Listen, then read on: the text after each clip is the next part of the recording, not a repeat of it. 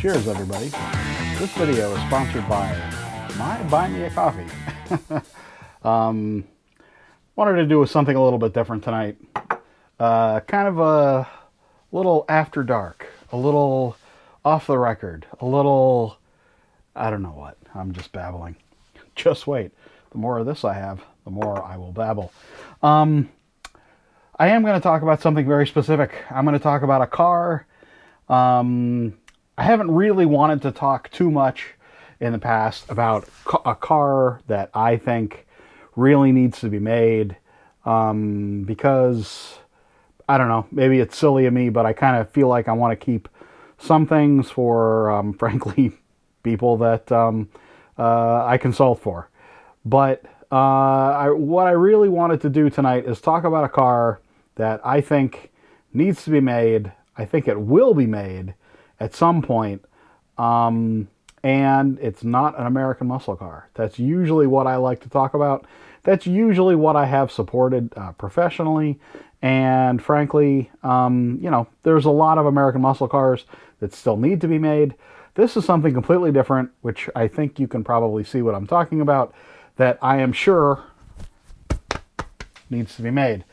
Right off the bat, I am not, and I repeat not, an expert on this car. I like it. I've been doing a fair amount of research on YouTube. That's my computer back there. Anyway, I've been watching a lot of videos about this car. It is the first generation Skyline. Now, at the time, Nissan, I believe, bought a company or agreed to co-brand with a company. I think it was called Prince. And they made this car that became the Skyline. This would be, at the time, KPGC 10. That's a name that just rolls off the tongue, right? But I believe, and I'm sure plenty of people will be happy to correct me. I'm not claiming I'm an expert. I'm an enthusiast. I'm an enjoyer of the. I'm going to butcher this really badly, cringeworthy, Hakosuka, or Hakosuka, if you pronounce all of it. I think it's Hakosuka, the Gen 1 Skyline. This car is an Airy body, A-R-I-I. It's a static plastic model body. This is a car that I entered years ago in a proxy race. This is a functional slot car. I use the Pioneer Mustang chassis. Yes. And I shortened the chassis. Insert joke here about chassis being short. And I use the Airy body. I'm a really, really terrible painter. But whatever. I wanted a little red one. If you don't know this car, it's basically reminiscent of kind of a Mustang. Or it's a little smaller, I believe. But this car was absolutely epic when I think it won, what is this, 71? Yeah, 71. Pro streamer here, by the way. 71 Japanese GP.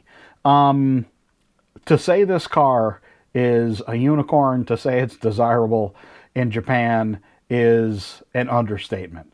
This car is godlike, basically. These are extremely hard to find now, I should say. And the more I've been getting into watching videos about Japanese car culture, the more I find out they're very protective of certain things of their own culture, which is actually pretty interesting. They don't really like to allow foreigners to buy Japanese cars. So, vintage cars. So, Skylines and things like that. That's why there's that's not why, but there's a premium on those cars. And if you're a non-Japanese person, from what I understand, now I'm not saying there's anything wrong with this, I'm just saying what I've heard to be true. You really can't buy a car at an auction if you're not Japanese, especially like the cars that they consider, part of their heritage, their classics.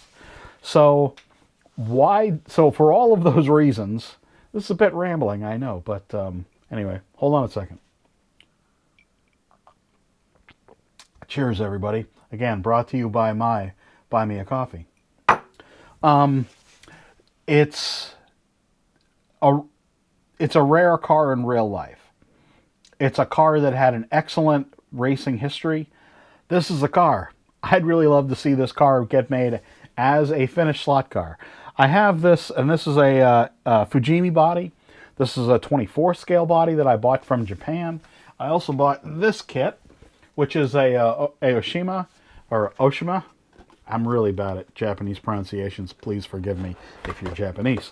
This is an exquisite little, and this is a snap together body. It's a really nice little model here. Everything comes molded in color. This body shell is possibly one of the nicest little body shells. Certainly, I mean, I've never seen a body, and it's not, I believe this is actually painted. It's not just molded in color. So you really get this. I mean, it's just a gorgeous red finish. Now, it looks like the Airy body is, I mean, this looks pretty close, although I will say, because this is the Aoshima body, this is a new mold, so this looks way nicer than the Airy body. Because this is also a 1/32 scale. They're about the same size, but there's so much more just luscious detail on this car. I hope, and Maurizio, in my interview with him in England, we had talked about the idea of, he talked about the idea of making this car.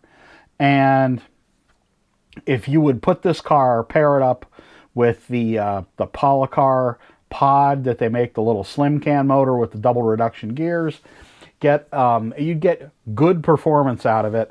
It wouldn't be crazy fast. It would be fast enough. And just to be able to tune the thing, oh man, it would be such a delight to have a brand new genre of car, classic Japanese, really hardcore car. And the other reason I think this would be interesting to do is because of what we saw with the Carrera Initial D cars that were only for Japan and only for Asia.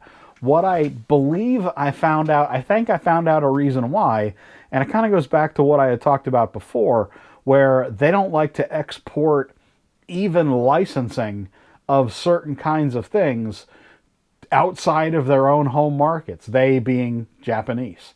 So it may be, because I heard this from somebody in the business at the UK Slotfest, that he's tried to get licensing to do some kinds of Japanese cars, and some Japanese car companies won't allow them the license, and basically the implication was that it's because they don't want to export their culture to a non-Japanese company.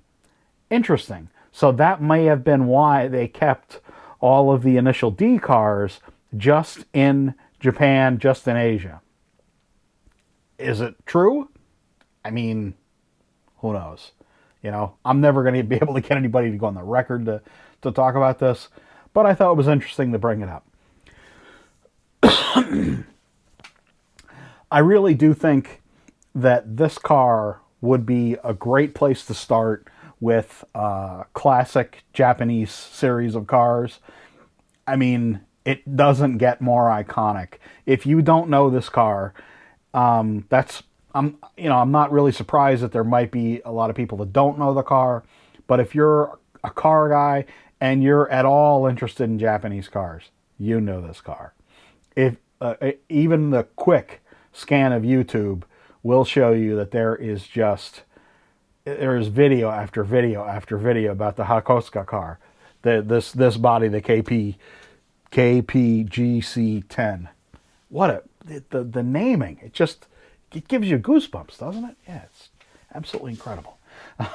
Anyway, I don't know. You know, I mean, this is a car I would like to see get made. This is definitely in my, top 5 cars.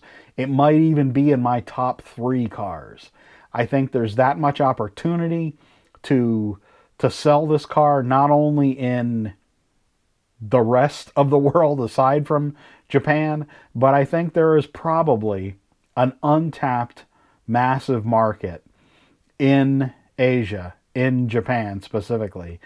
And if you made the right cars and then made them nice, made them really run well, I really do think there's a market for this. I absolutely do.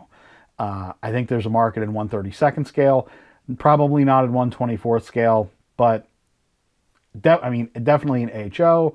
I would definitely think so in 1/43rd scale. But let's not get crazy first. Let's start with 1/32nd scale, shall we? So it's kind of a long rambling video that's not necessarily on a news topic, but something that I wanted to talk about. You know, it's like the car I would probably most like to see get made. And here it is. Here it is. There you go, guys. Thanks for stopping by. And if you are so moved, buy me a coffee or whatever on the Buy Me a Coffee. The link is in the description. If you like this kind of video, this unsponsored video, no ads during this video, as far as I didn't check the little box. So anyway, cheers, guys. Thanks you all very much for stopping by. And as always, I'll see you on Friday, at least. Cheers.